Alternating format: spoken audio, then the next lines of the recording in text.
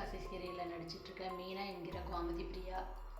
இவங்களை பற்றி பல சுவாரஸ்யமான தகவல்களை இந்த வீடியோவில் பார்த்து நம்ம தெரிஞ்சுப்போம். இவங்களோட உண்மையான பெயர் கோமதி பிரியா. இவங்க மதுரையை சேர்ந்தவங்க.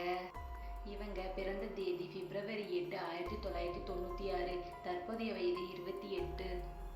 இவங்களுக்கு பிரியா பாலகுமாரன் இன்னொரு பெயரும் இருக்குது. பிரியா கலர்ஸ் தமிழில் ஒளிபரப்பான ஓவியா அப்படின்ற சீரியலில் நடிச்சிருக்காங்க.